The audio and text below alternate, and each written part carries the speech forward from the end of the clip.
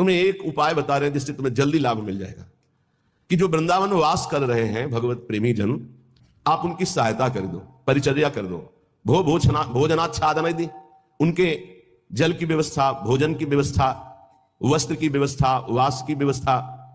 वस्तु कोटि गुणम श्रुतम सुकृतम वासोन्नवासादि भी। वस्त्र है, अन्न है, जल है, व्यवस्था उनकी रहने की। तो बोले जो ऐसा करता है तो अन्य जगह से करोड़ गुना बढ़कर उसको यहां लाभ मिलता है। वस्तु कोटि गुणम श्रुतम सुकृतम, सुकृतम माने तो पुण्य।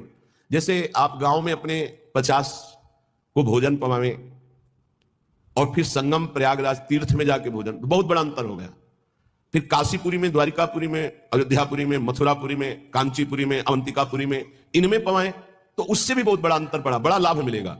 लेकिन श्रीधाम वृंदावन में यदि वास करने वाले जन है, उनको भोजन है, वस्त्र है, उनके वास की व्यवस्था है, तो वस्तु कोटि गुणम श्रुतम सुकृतम वासोन्नवासादिवीर परिचर भोजनाच्छादनाद्यैः, उनकी परिचर्या, उनकी सेवा, भोजन है, जल है, वस्त्र है, आदि आदि जो उनकी वास में सुविधा देता है, बोले करोड़ गुना उसको लाभ हम प्राप्त होता है। वस्तु कोटि गुणम, 1 रुपया का करोड़ रुपया। ये किसको? जो अपनी वस्तु दान करता है। दूसरी बात, जो ये मान के कि प्रिया प्रीतम प्रभु की दी हुई वस्तु प्रभु के जनों में लग रही तो उसे भगवत प्रेम प्राप्त होता है, उसकी नाम में रुचि हो जाएगी, उसकी प्रिया प्रीतम के ध्यान में रुचि हो जाएगी, उसकी भगवत चर्चा सुनने में रुचि हो जाएगी। वस्तु वही दी, फल 2 हो गए। एक हो गया प्राकृतिक फल, 1 रुपए का 1 करोड़ वापस मिलेगा, और एक हो गया कि वही वस्तु दी और भगवत प्रेम मिलेगा। नाम में प्रीति, धाम में प्रीति, लीला में प्रीति, प्रिया प्रीतम में प्रीति। पर एक अपना मान करके अर्पित करता है कि मेरी संपत्ति मैं दान कर रहा हूं, तो उसे करोड़ गुना बढ़कर मिलेगा। और एक तो दियम वस्तु गोविंदम तुभ्यमेव समर्पये, हे प्रभु आपकी दी वस्तु आपको समर्पित कर रहा हूं। इससे उसे भगवत आराधना में रुचि प्रकट हो जाएगी, जो अत्यंत दुर्लभ बात है।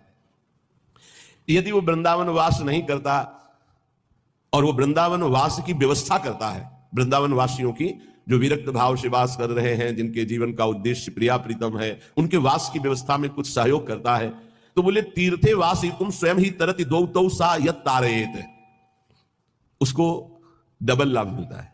क्या? वो स्वयं तरता है, अपने परिवार को भी तार देता है। वृंदावन वास नहीं हो पा रहा तो भी उसे वास करने वाले से बढ़कर लाभ मिल रहा है, क्योंकि वास करने वालों की व्यवस्था कर रहा है वो। पर देखो 2 प्रकार का लाभ होता है, एक होता है लौकिक लाभ, एक होता है पारलौकिक लाभ।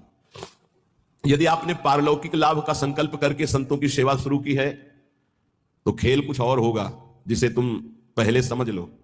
और अगर लौकिक लाभ के लिए शुरू किया है तो खेल कुछ और होगा, उसको पहले समझ लो।